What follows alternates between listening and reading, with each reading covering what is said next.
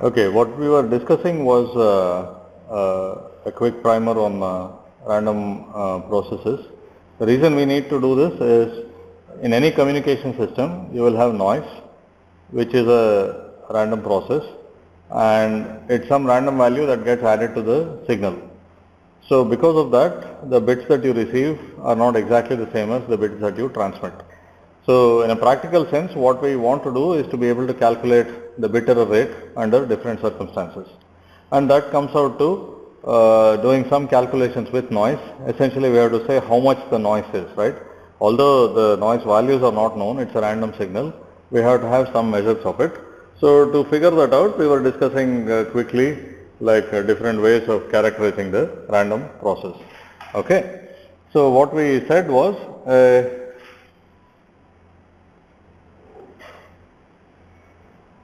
random process by definition is something that takes on different values for different instances of the ensemble, that is, in different trials. The common examples are each of you, let's say, tossing a dice or tossing a coin or something like that, right? So if many people try the same experiment, or if you try the same experiment many times, you will get different values, and you cannot tell exactly what value you are going to get, although you can say some things about the process. So these are representative of different instances of the ensemble. Okay, and in general you will have infinite number of them. So what are all the things that can be or that are typically specified? One is you can take any instant of time, let's say t naught, and you can specify the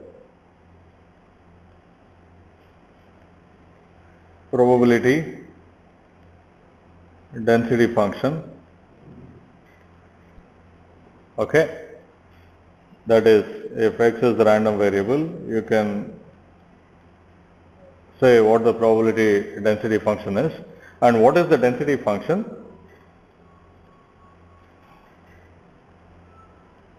Probability of x being in, let's say, you can take it on either side of x naught, or from x naught to x naught plus delta x, is basically the density function value at x naught times delta x. Okay, so it's a way of calculating the probability. This kind of thing you would be used to. Now, if x here we have written it for a case where x can take on continuous values, a continuous set of values. If x has only discrete values, like in a coin toss it has only head or tail, like +1 or -1, then this function will consist of impulses. Okay. The other ways of characterizing is, I think it's called the probability mass function and so on, where you just specify the probability, but we'll stick to this. I think this you will be able to figure out from the context what you need. So sometimes we'll have x to be continuous, like in noise of a resistor and so on, and sometimes you will have it to be discrete, like I mean, if you have a random bit stream, the bit stream will have values of either +1 or -1, or maybe it can have multiple symbols, more than 2, but still it will be a few discrete levels that it can take on. Okay, so either way is possible. Now the next thing is, from this we can calculate the mean, which is simply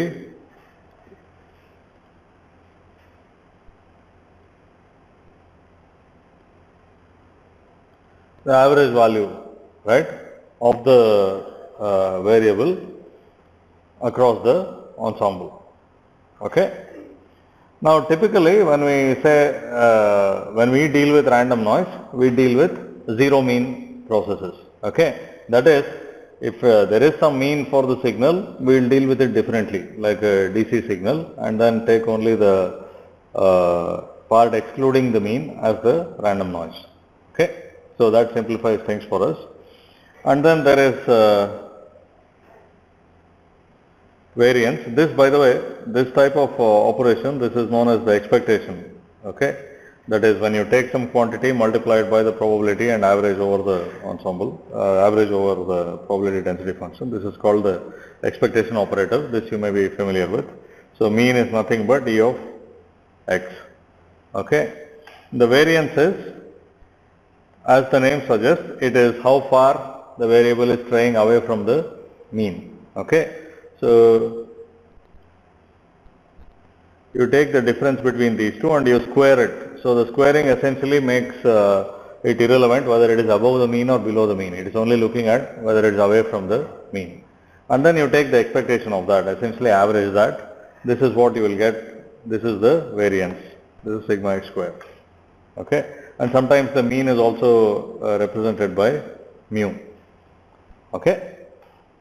This is fine. So these are the terms that you will see.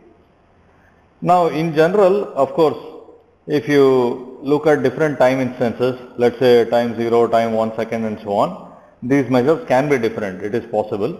But for what is known as a stationary process, they will be the same. Okay, they will be the same at all instants of time.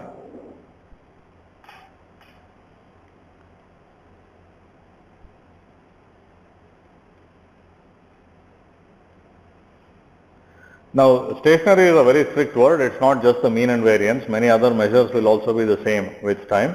And there is something that is known as wide sense stationary, for which basically for wide sense stationary process, it means that the mean and variance will be the same regardless of the time at which you calculate them. Okay.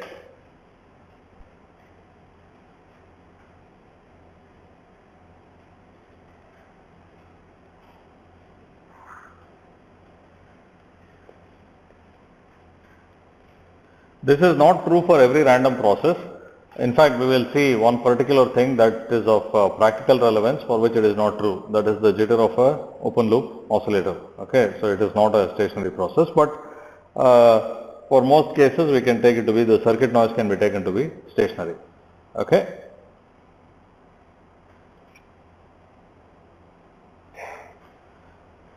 Then there is one more property. So now this is fine, these definitions are fine. You have the ensemble, you have many instances, infinite number, and then you calculate these things over them. Okay.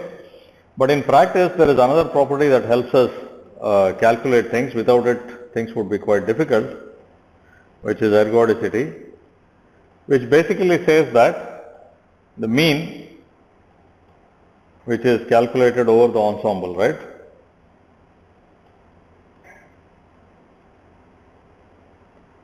This is the same as you take one instance of it and you take the time average, right? Maybe I'll represent it like this.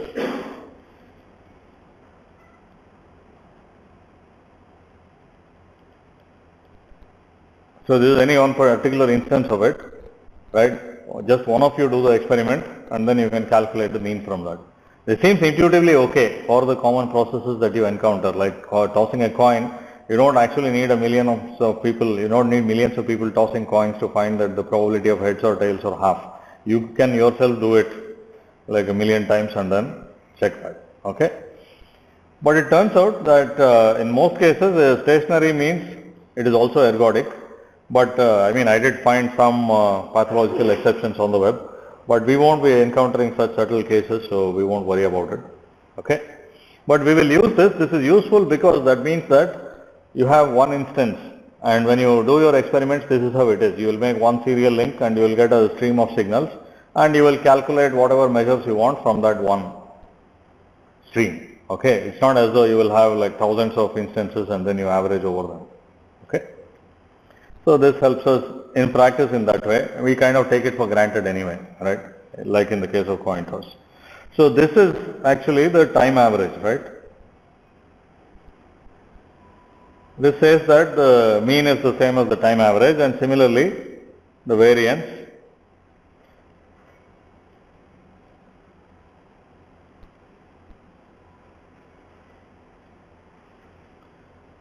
Okay, this is the variance by definition is calculated over the ensemble, and this is the same as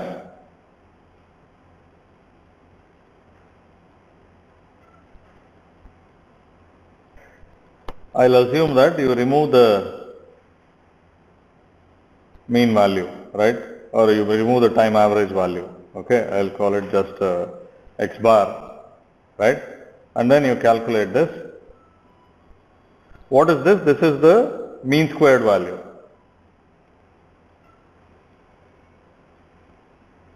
If you had a voltage, this is how you calculate the mean square voltage, right? And the square root of this would be the RMS voltage, and the square root of this will be square root of the variance. This is known as the standard deviation.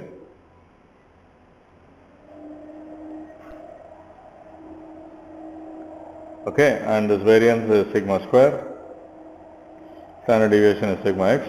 Similarly, this is the mean squared value, and if you take the square root of that, you will get the RMS value. Okay. So this is how you can relate what you calculate over time of one instance to what is calculated over the ensemble, and in practice, I mean, this is how you characterize the random process. Okay. Is this fine? And in fact, if you take courses on this spectral estimation and so on, there are some courses like that.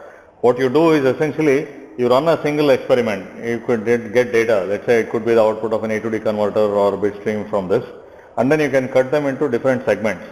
Okay, so maybe the first, second, and the second 1 second segment and so on, and you can treat each of them as different instances of the ensemble and average over those things.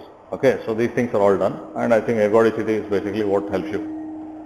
Is this okay? Any questions about these? Now we have some characterization, that is the mean and the variance of the distribution, but we don't yet have anything that tells you how rapidly or slowly the signal is varying. Okay. Now at least for deterministic signals you have that, right? You calculate the Fourier transform and see whether it occupies a wide range of frequencies or a narrow range of frequencies, and from that you can say whether it's a narrow band signal and a wide band signal and so on.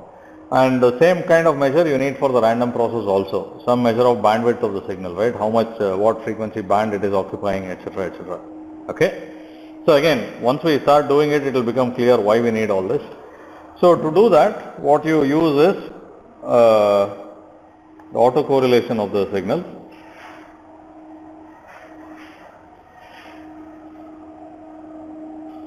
What is autocorrelation? It's the expected value of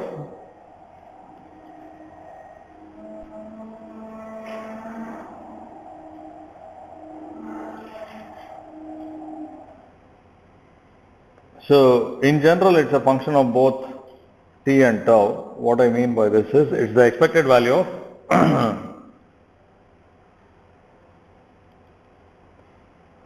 the random variable at some time instant and a time instant shifted by tau. Okay? Is this fine? Now if it is stationary, then it won't depend on what time you choose t, it will only depend on tau, the time shift. Okay?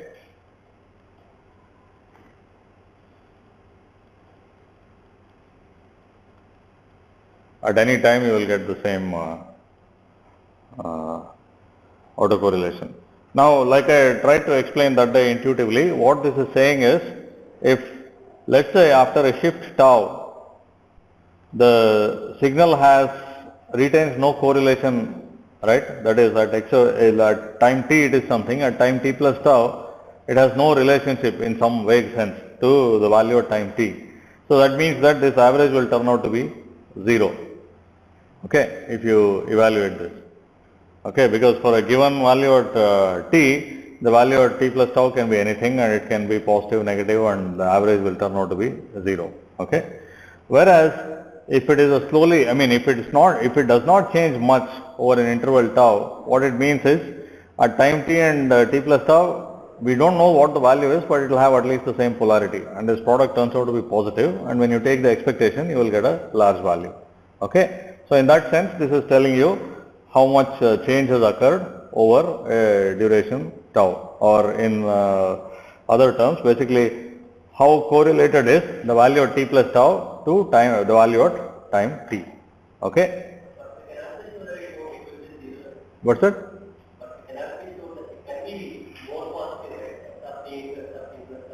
Yeah.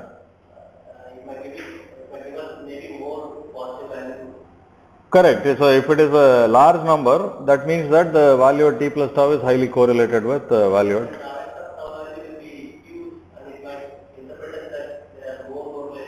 No, then it is correlated, right? If you are saying that this is over the ensemble, right? For every instance of the random process, let's say tau is 1 microsecond.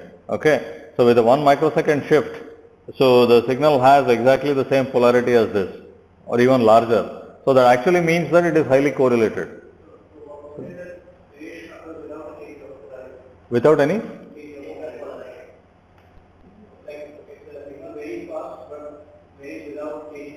Yeah. So that's why, I mean, then the signal does not have zero mean, right? So so just think of zero mean signals, okay? Because that part is captured in the mean, the fact that, or the time average of that. If signal is changing without change in polarity, so that means that it has a non-zero time average and a non-zero mean. But let's exclude the mean from it, and from the beginning, because for noise, we will assume that the values have zero mean, okay? And you can always separate the two, right? As we saw, all you have to do is your probability density function has to be shifted by an amount equal to the mean. Then the remaining part will have zero mean. Okay. So, and the mean and this can be treated separately. So the mean part can be treated as a DC signal like you normally do. This is for circuits. So this is a convenient thing for us to do. Okay. And then the remaining part can be treated as a random signal. Okay.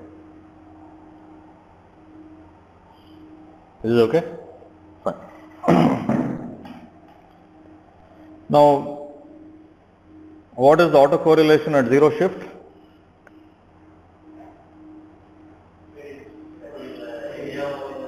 Yeah. What is it? I mean, you just look at this and tell me what is it. It is the variance, right? This is nothing but the variance. Okay.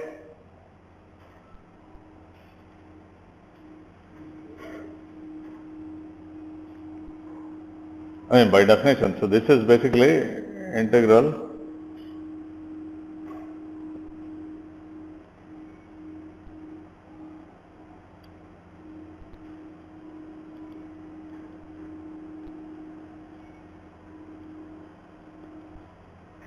okay, and if you set tau to be 0, this becomes the variance.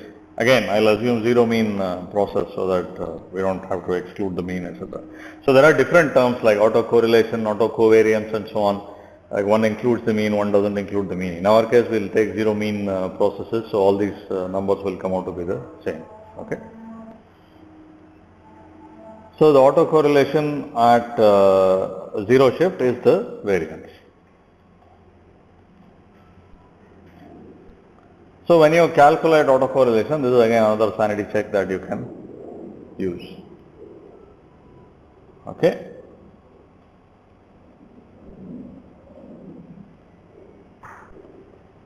And the Fourier transform of the autocorrelation function, that is, what is the expression for the Fourier transform? Rx f tau exponential minus j 2 pi f tau d tau. This becomes a function of f, right? And this is defined as Sx of f, and this is known as the power spectral density. It's always called the power spectral density. I mean, it may or may not represent a physical power, but if x was a voltage across a 1 ohm resistor or a current through a 1 ohm resistor, then this what is this variance? Variance is the power dissipated in the resistor, right? So we'll see that. So that basically turns out to be the power dissipated in the resistor. Okay. We'll anyway come to that. We'll relate it to the power and so on. So this is called the power spectral density. Okay. It basically says how the power of the signal is distributed across frequency, right?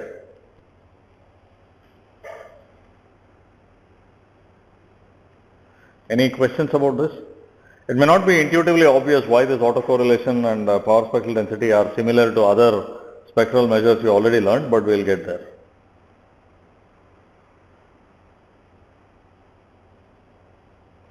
Any questions here? Okay. So now, how is it related to, how do you characterize the signal in the frequency domain normally? I mean, you do that even for deterministic signals, right? What do you do?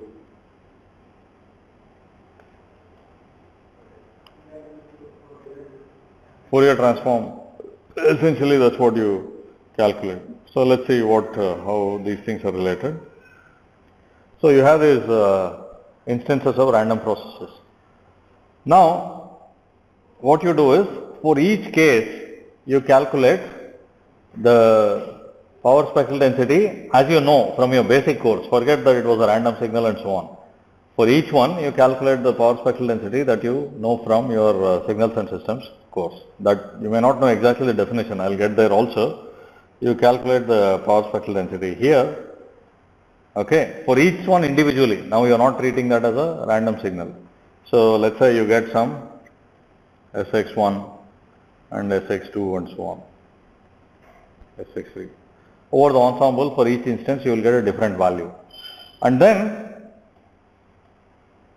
you take an expectation of this, the average of this one. Okay, you will get the same as the power spectral density that we calculated by taking the Fourier transform of the autocorrelation function. Okay, so they are related. It is roughly like you have each instance of the process, you take the Fourier transform of each one and then take the magnitude square. There is some detail here, I will come to that. So for each instance of the random process, you take the Fourier transform and its magnitude squared. That is the spectral density that you would have known, right, for each signal. And then you do that for every instance in the ensemble and you average that. Now you come in a different way. You calculate this autocorrelation, which is like a statistical measure, and you take its Fourier transform. These two will be the same. Okay. So in that sense, it's actually related to the frequency content of each instance of the signal. Of course, this is random. So each time you calculate this Sx, you will get some, each time you calculate the Fourier transform, you will get some different one. But then you take the magnitude squares and average them, you will get the same as what we call the spectral density. So in that sense, it is again a good measure and an appropriate measure of the frequency content of the signal. At least Fourier transform as a measure of frequency content of the signal you are familiar with already, right? So it is related to that.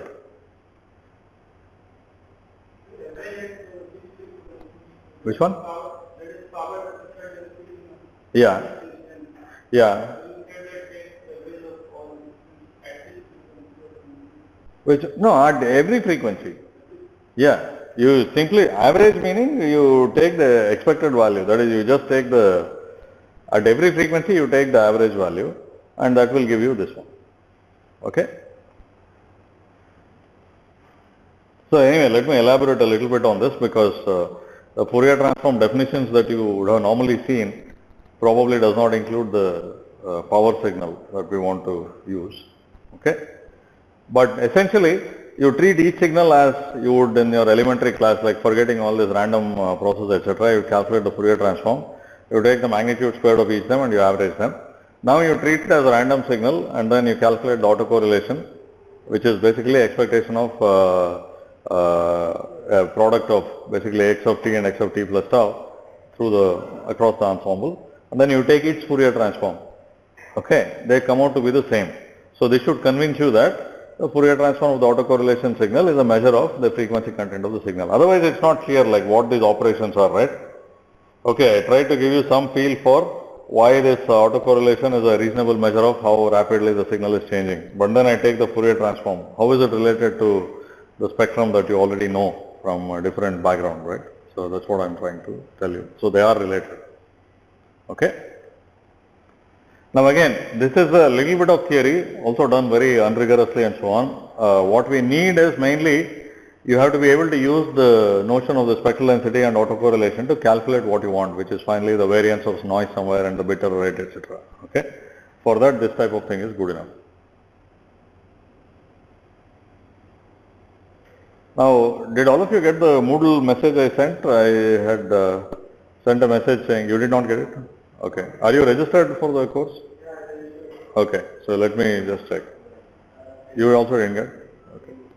Have you registered on Moodle? Does this course appear on your Moodle page? So first log into Moodle and make sure that this course appears on your Moodle page. If it doesn't, send me an email, I will register you. Now of course, sometimes it has happened that even after being registered, the messages don't get delivered. But did any of you get the message that welcome this thing? Okay, you did. Okay, so that means that probably there is no system problem, but maybe you are not registered or some setting is not right. Okay. So there I have a handout on this spectral densities and so on. So that I will go through quickly just to tell you some differences from what you would have normally seen. Okay. So I haven't made slides of this, but hopefully this is clear. So this everybody is familiar with. If you have a signal x of t, this is the Fourier transform. Now I use f here. You may have seen the definition with omega. It is the same thing, right? Instead of a 2 pi f, you would have omega, that's all. But this is convenient. So now this exists for energy signals. These existence conditions you would have seen, that is it has to converge absolutely, right? Now then what is this x of f? X of f is basically the amplitude density, meaning the amplitude density in the sense x of s has some values and this x of t has some values. This x of s says how the size or the amplitude of x of t is distributed across frequencies. Like for instance, if x of t is a periodic signal, it is exponential j 2 pi f naught t, then this is the Fourier transform. This part you know. This is the Fourier transform of this. So what it says is that if this is the periodic signal at a frequency f naught, then its amplitude is concentrated at one frequency. There is only one frequency at which its amplitude lies. Of course, this is not true for every signal. Like for instance, if you had a signal, let's say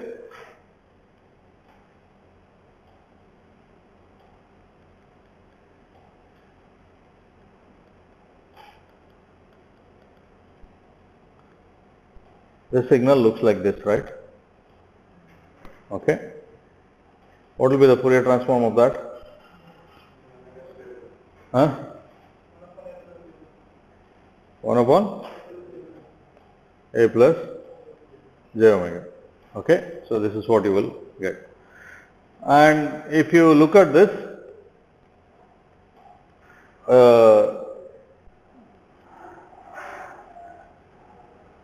j 2 pi f, as f increases, this number goes on decreasing.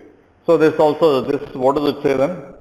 The energy is concentrated more at lower frequencies than at higher frequencies. Okay? Not energy, basically the value of x. Okay? And also the energy. So let's see. Then, I mean, this again, this is something you would be familiar with. This is the Parseval's theorem. It says that integral of x square over time is the same as integral of the magnitude of the Fourier transform squared over frequency. And what is this number actually? Huh? This is the energy. Okay, so this is the energy. Basically, it's the time and frequency domain expressions for the energy of the signal x. Now, if you have an exponential or a sinusoid, what will be the energy? It will be infinite. So actually, this is not a useful measure for signals which have what? A non-zero average power, right? That is, they will by definition have infinite energy. So this is the Fourier transform that you would be familiar with, right? Okay. So now, essentially this integral diverges for a sinusoid or exponential and so on. But anyway, let's continue with this. And this is the autocorrelation function. Again, familiar from basic signals and systems. Are you familiar with this or no? Okay. So these are all related. Again, you can see that it is a time integral of x and shifted version of x. So it tells you something again about how values at different times are correlated and so on.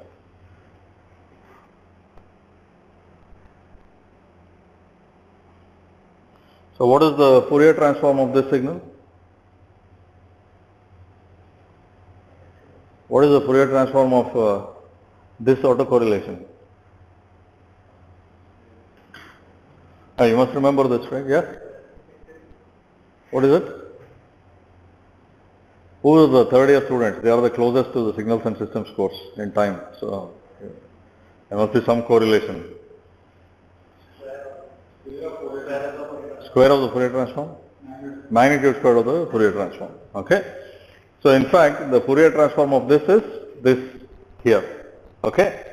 Also, for tau equal to 0, what is it? What is this number? It will be the energy.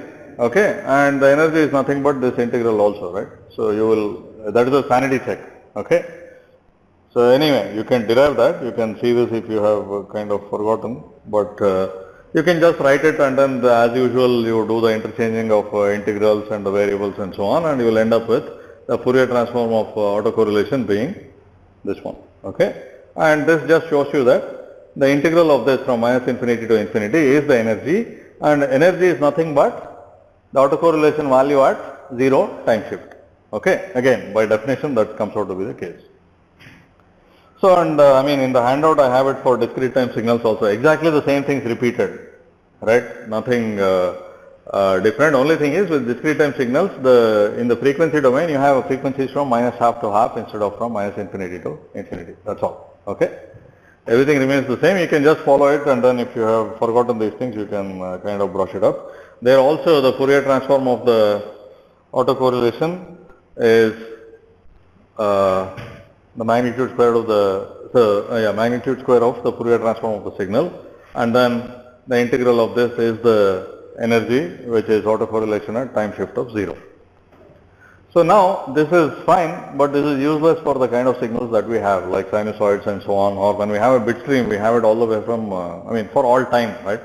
The kind of signals that we have, they will have a finite non-zero power. So that means that the longer the time interval you take, the more the energy it has. Okay, so that kind of energy measures are not appropriate. And when you take the integrals going to infinity, you will get infinity. You will have a diverging value. So now I'm not sure if you are familiar with this. If you are, it is good, but it's very closely related, so it should not pose any conceptual difficulties. That's why I showed that first. So now, for things like sinusoids and so on, how do you define some measure of the power? Okay. So what you do is the following. This spectral density is related. So earlier the spectral density was the magnitude square of the Fourier transform. Now this is some limiting value of t tending to infinity of what I have called xt of f squared. And what is this xt of f? It is this part here. If you take t going to infinity, this is the Fourier transform, right? But the point is, again, for power signals, that is not a convergent measure. So you divide it by square root of t, okay? And then you take this limit. Then you will get a convergent measure. It is very related, it is closely related to the Fourier transform, but you are trying to get a measure of power instead of energy, because for signals with finite energy that works, but for signals with non-zero average power, it doesn't work because it has infinite energy. So now you have to divide it by this. So you essentially you have some sort of per unit time measure, which means that this measures power instead of energy. Is this okay? So you can go through the handout and like all the derivations look the same.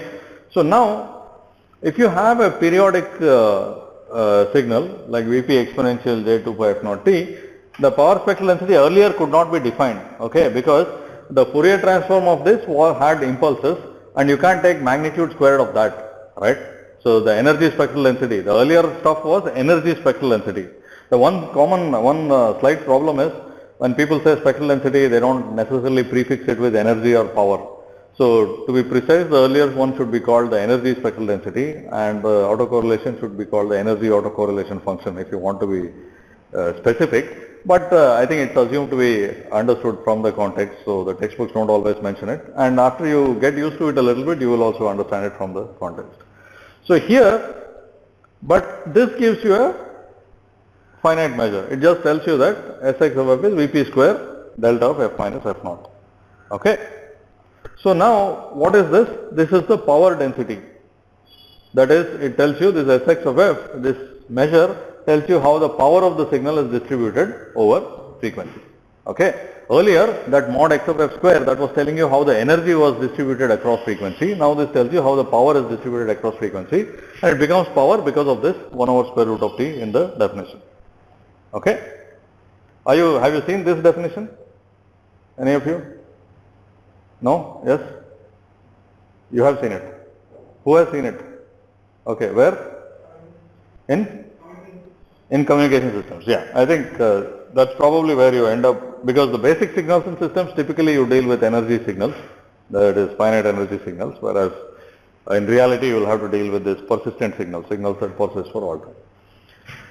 So now for a real sinusoid, so what is this? Now this, it says that all the power is concentrated here. Like I said, power is a generalized term. If this happens to be a voltage across a 1 ohm resistor or a current through a 1 ohm resistor, this will represent the actual power dissipated in the resistor. Otherwise, it's some sort of generalized measure. It's the mean squared value basically. Okay. Now for a real sinusoid, you will have Vp square by 4 at a frequency f naught and another Vp square by 4 of power at a frequency minus f naught. Now also one more potentially confusing part is sometimes you use the double-sided spectral density where you have f from minus infinity to infinity, and sometimes the single-sided spectral density. This is very common with real signals because you know that the other side and this side are the same, so you plot only one side. But if you do plot only one side, then you should say that Vp square by 2 is present at f equals f naught. Okay? And you know what is Vp square by 2? It's the mean square value of the sinusoid. Okay? So again, all related stuff, nothing conceptually new, but the definitions may be a little bit confusing and you have to get used to it. At least when I started off, I was wondering how the regular Fourier transform relates to this, because it seems to diverge, right, if you have a signal that persists from 0 to infinity. So essentially it says all the power, which means the mean square value really, is concentrated at f equal to f naught. So again, you can define the power autocorrelation function. So if I exclude this part, this is the autocorrelation function if t is taken to infinity. But again, to get a finite measure for a finite power signal, you have to divide it by t, and then essentially you take the average over a segment t and then you let the segment length go to infinity. That's all. Okay. For a periodic signal, you can let the segment be just one period or any number of integer periods and you will get the same answer.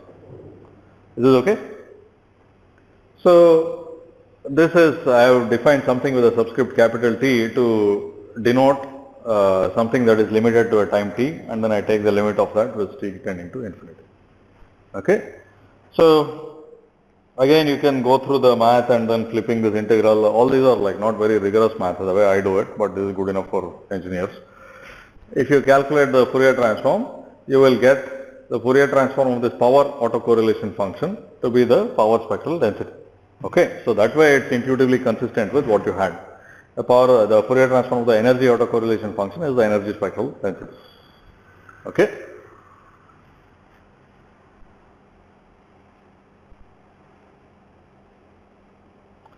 And the integral of the spectral density is the autocorrelation at 0. This is just the property of the Fourier transform, right? The integral of the Fourier transform is the time domain value at t equal to 0. So, and what is that? That basically turns out to be the mean square value, right? Mean square value calculated over the limit of t tending to infinity. That's all. Okay. So now these are all for deterministic signals. So when I said the power spectral density that we calculated comes out to be the average, it is this. Okay. So for instance, let's see. So you take some time t here and you calculate the variance. Okay, again let's just for simplicity assume zero mean everywhere. you calculate the variance, and then you calculate the power spectral density according to the definition I gave of each of these signals. You average that. Here also you calculate the autocorrelation function, take its Fourier transform, you will get the same things. Okay. One way to imagine that is, if you calculate the variance this way, for an ergodic process, that should be the same as the mean squared value here. Okay. And if you integrate the power spectral density, you get the mean squared value. Okay. So this is going a little too rapidly because our focus is not this. So if you have any difficulties with this, just raise that in class. But mainly, most of our calculations will be of this form. You will have spectral densities of, you'll have spectral density models for noise of different components, a resistor, a MOS transistor, and so on. And that goes through some transfer functions within the circuit. Okay, your circuit will have resistors, capacitors, inductors, whatnot. So finally, you will get the output spectral density. From that spectral density, you should calculate the mean squared value. How do you do that? I mean, mean squared value or the variance. What do you have to do? Here the spectral density, how do I get the variance? I just have to integrate it for all frequencies. So then I'll get the power or the variance. And from that variance, I can calculate the bit error rate. That we will discuss. So any questions about this? Right now this handout doesn't have anything about random signals. It just says that you have to average over the ensemble. But maybe I'll add it. Whatever we did in class so far, I'll add that. Okay. And I think I have repeated exactly the same thing for discrete time signals also. And this part will become useful later, that is for calculating spectral densities of our random bit stream and so on. Okay. So please go through this handout. It doesn't have, fundamentally doesn't have anything that you don't already know from signals and systems, except some definitions are changed, have to be changed to handle power signals. That's all. Okay. Any questions?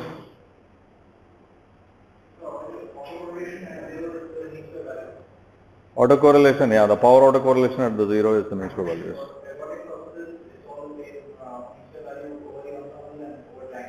Yeah, the mean square value, I mean, typically the term, if you want to be strict, the mean square value refers to what you do over time and the variance refers to what you do over the ensemble, and those two are equal.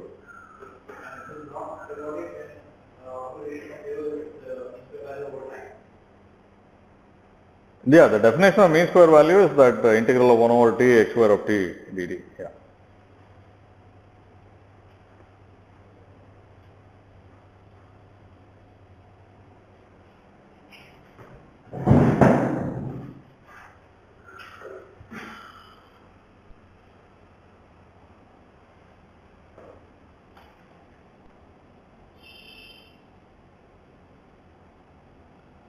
So now, earlier I said, what are we doing here?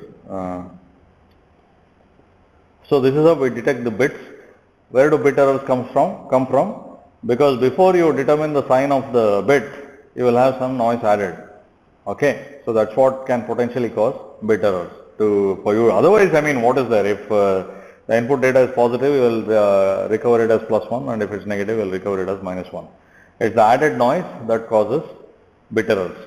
Okay, and this noise we will assume that it has a zero mean and a probability density function, that is a Gaussian. Okay.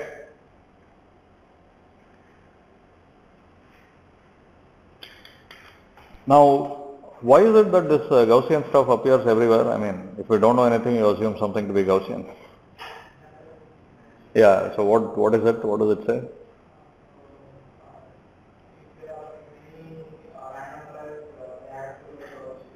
Yeah, so basically the central limit theorem says that even if you have processes that are inherently not Gaussian, if you add large numbers of it, you will end up with a Gaussian. So that's why typically when you take many characteristics, this is not universal, of course, there are some things which won't be the case. But like distribution of marks in a class or in a large population, right, they tend to be Gaussian. But there is no, and then especially it is true for random noise of a resistor and so on, okay, which is the result of a lot of electrons like moving in some strange ways, okay. So we assume that the noise is Gaussian, but there can be non-Gaussian disturbances, right, that is very much possible. We will see. Like for instance, if you have a strong sinusoid somewhere leaking to your circuit, it can also appear as noise or some additional disturbance. That is clearly not Gaussian. It has a sinusoid, right? Okay. But this random noise, the circuit noise, that is the inherent randomness in the current in a resistor or a MOS transistor, that will have a Gaussian distribution. Okay. So let's quickly look at what the Gaussian distribution is.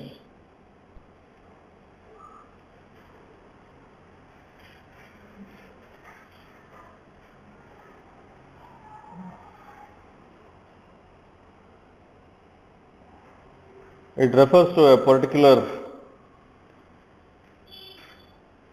what is the probability density function? Do you know the expression? Exponential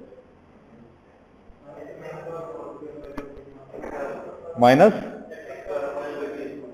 x minus mean by, yeah,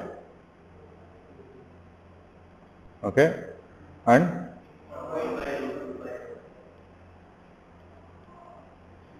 okay.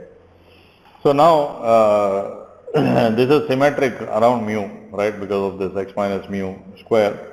So you will get, if this is mu mean,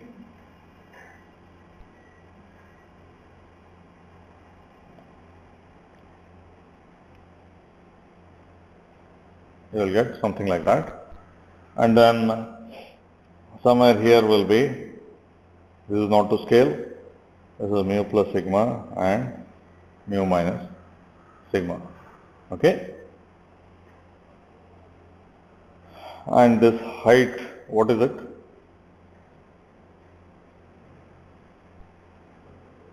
What is this height?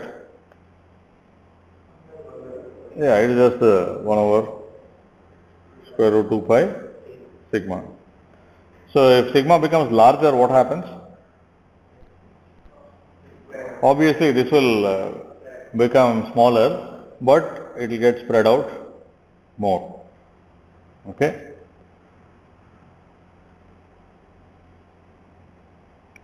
What will be the area under this curve?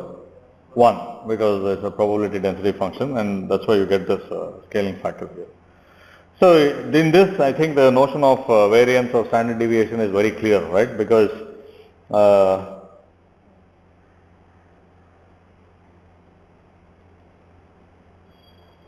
larger sigma simply means a more spread out population.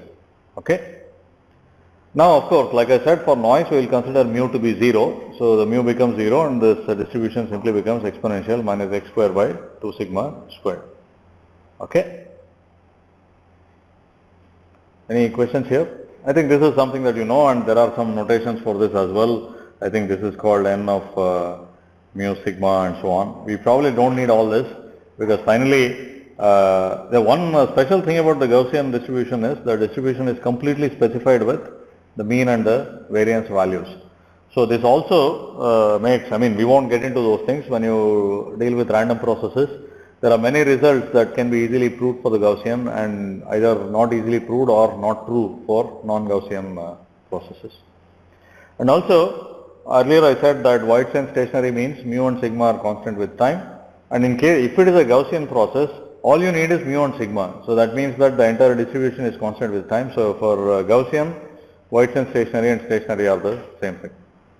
Okay.